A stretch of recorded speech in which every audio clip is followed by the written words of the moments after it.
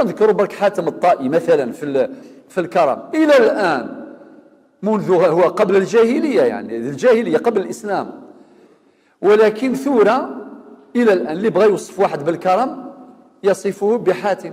أنا عامه لأنه يسعى أخلاق كريمة، والنبي عليه الصلاة والسلام كما سمعت في الحديث إنما بعثت لأتمم مكارم الأخلاق، مع النبي عليه الصلاة والسلام لم ينكر مكارم العرب، مكارم الأخلاق الكريمة التي كانوا يتمتعون بها، وربي قالوا لا تبخسوا الناس أشياءهم. لذلك يروى ينواس يعني عدد حاتم يفاديون محبوس حبسنت زرضي زيك ماشي الحبس امتورا خامنه كذا اثي الشود يربطوا للشجره للنخله وخلاص راه محبوس.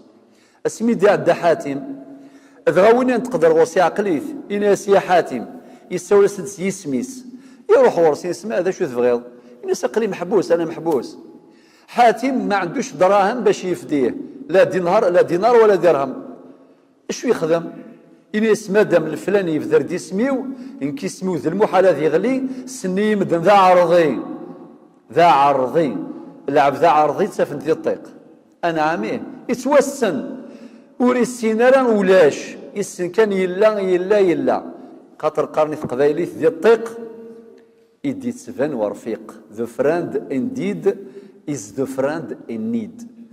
إني تيد قبايلي يصروم يس انجليزي المعنى يس ذي وان أدغى يروح على ولثي حبسن إن ياس حبسني في مكانه ما عنديش باش نفديه.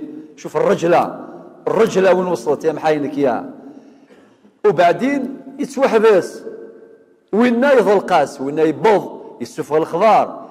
إناس حاتم الطائي لم يجد باش بلي فديني به دراهم لا ذهب ولا فضة لا درهم ولا دينار. إناس راه محبوس في بلاصتي وجاء الناس باش ينقذوه وخلصوا هذاك ونقذوه. يعني لو كان نحكي 20 ساعة على حاتم الطائي والله لن تكفي. هذيك البطولات، هذيك الرجلة، هذيك الأنفة، هذاك الكرم، هذاك الإباء، هذاك الإقدام.